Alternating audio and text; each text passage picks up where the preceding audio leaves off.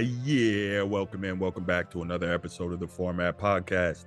Been a while. Life happens, get busy, but here I am again, and we are about to talk some college football because it's amazing that college football has gotten to a point where there's never really an off season. And it's funny because I always complain about the 9-month off season being like the longest in sports, and if you're a college football fan, that's a tough one. But now with the transfer portal and the signing days and spring ball and all that, it's not really that bad, but it's going to be a while until the big legitimate games that really count get started all over again. But before we get to all that, you know what we got to do. Go ahead, if you haven't already, on YouTube, click that like, that subscribe, and that notification bell so you can be notified whenever new episodes come out. If you want the audio only version of the podcast, you see it right here on the screen. Go ahead, go to your audio podcast platform, type in the Format Podcast, do a little search. We should come up, and then you can go ahead and subscribe to the show.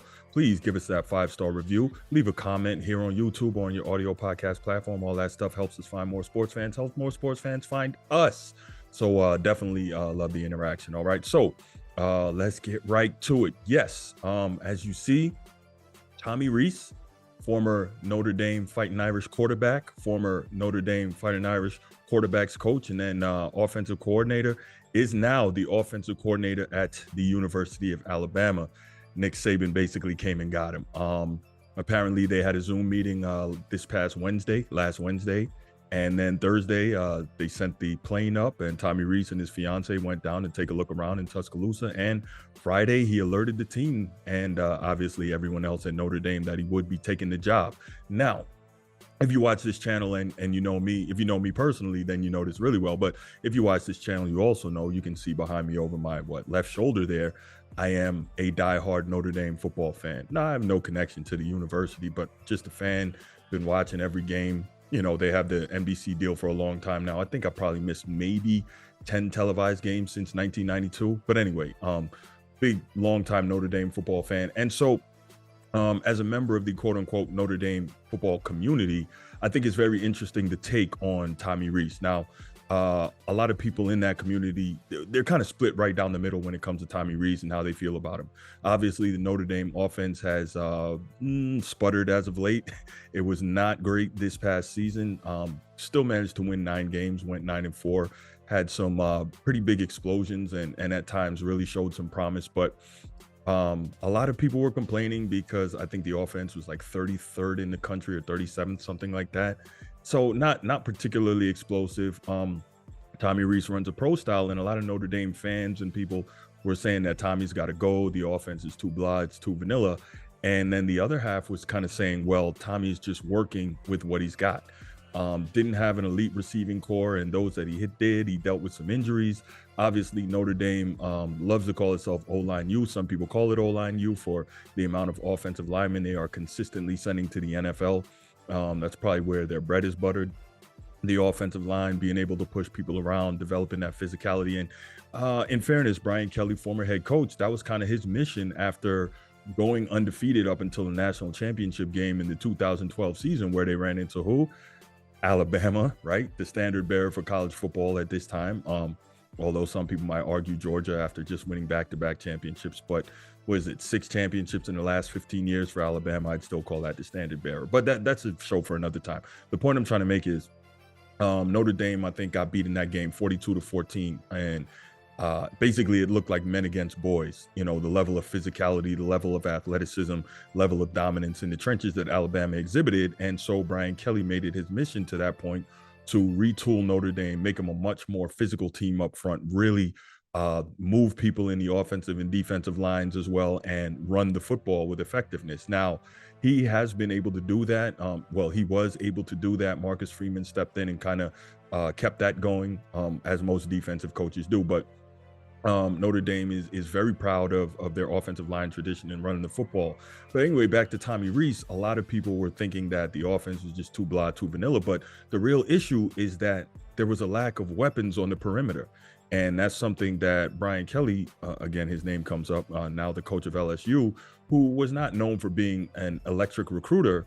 Let's face it, he didn't do enough to really stock that receiver room. You look at a team like Ohio State. Every team's not going to be Ohio State, but year in and year out, they have arguably the best receiving core in college football. You look at a team like Alabama.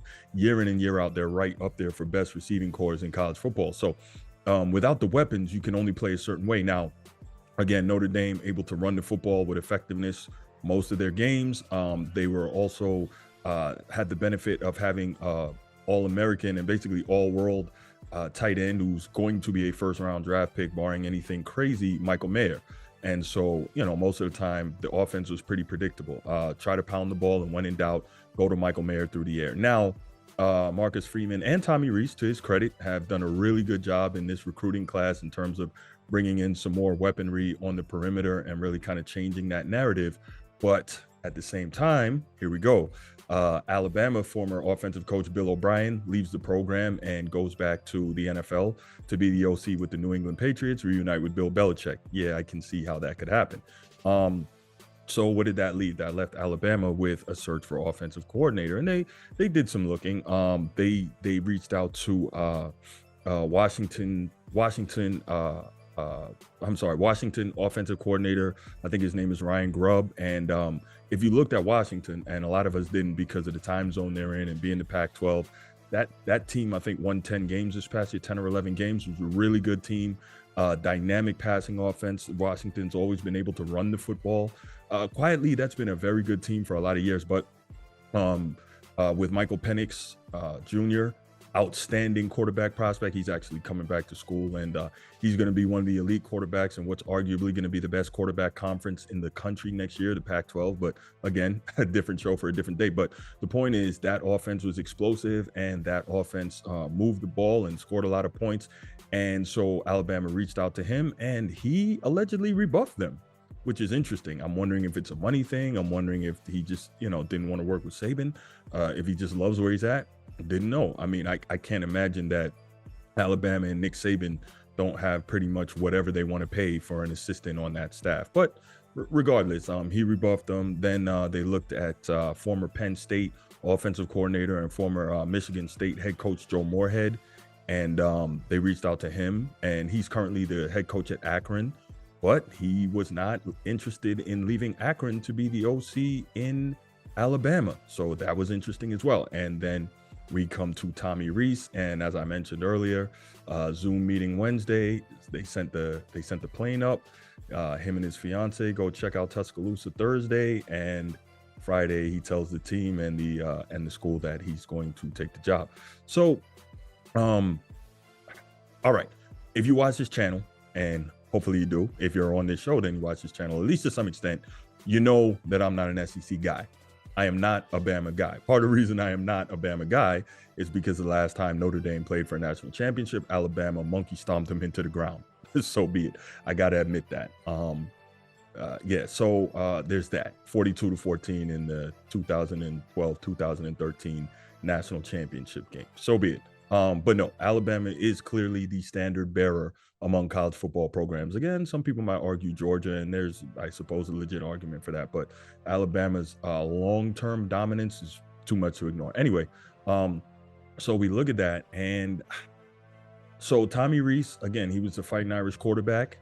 He played in the league very briefly, comes back to Notre Dame, has multiple positions on that offensive staff, and then for the last few years has been the OC. And they were solid, but again, when you don't have certain weaponry, it limits how you can coach. And Tommy Rees has been widely regarded as one of the better offensive minds in the country, both by NFL people and college people for a few years now. And I'm not upset at that.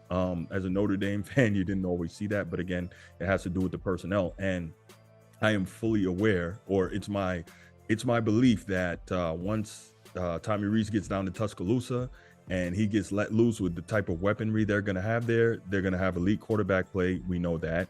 And they're going to have elite weapons on the outside. We know that. They're going to have elite running backs. We know that. They're going to have great offensive line play. We know that. So it's just a matter of, can he adapt to the Alabama and SEC culture, and can he have success there? So I'm not mad that he would want to, take a step forward Go coach under the best college football coach of all time. Go coach at the best college football program in the country. Because if you want to be honest, looking at what the last 5 OCs, they've either gone on to become Power 5 head coaches or they've gone on to be NFL coordinators. You got Brian Daboll, Steve Sarkisian, Bill O'Brien, of course, Lane Kiffin, and Mike Locksley up in Maryland. So yes, it's technically a lateral transfer, a lateral position, but it's really not, being that Alabama and Georgia are just on a different level than the rest of college football. So it's like a step up, even though it's the same position in title. So I'm totally not upset with this. Tommy Rees is only 30 years old, and this is an opportunity for him to learn from Saban and to take advantage, if he's successful, of what every other Alabama OC has been able to do. So the talent is going to be there. You know, you go down there, you buy in, you're going to be compensated well. And as an offensive coordinator, you are going to have a great opportunity for tremendous success and to go on and, you know, do what it is you want to do, whether it's get back to the NFL or be a Power 5 head coach after this. So congratulations to Tommy Rees.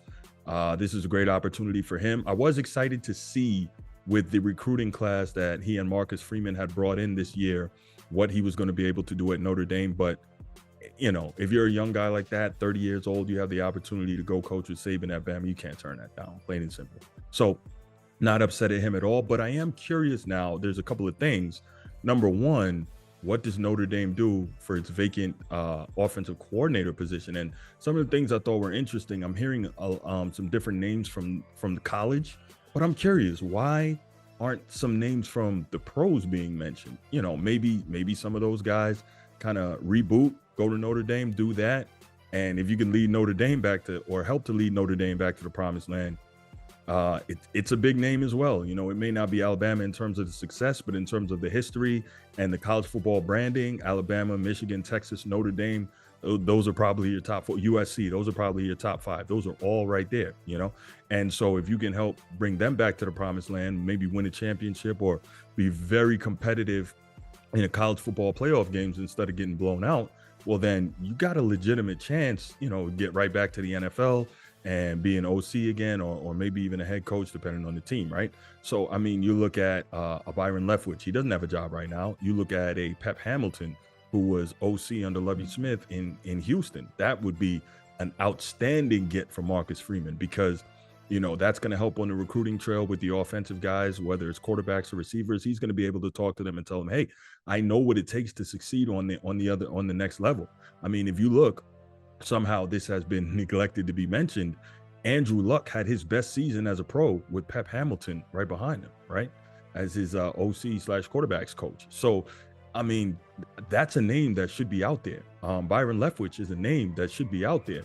You know, there's a lot of guys, maybe even, excuse me, some NFL guys who may have gotten fired and lost their jobs. They should all be out there. You bring in an NFL guy and you can definitely have success in college. Also, the other thing I'm concerned about when it comes to Notre Dame is, as I mentioned earlier, Brian Kelly started after the 2012 season to really work to institute a culture of toughness and physicality in the trenches, especially on offense in terms of offensive line and running the football. And Notre Dame has done a great job with that over the past decade.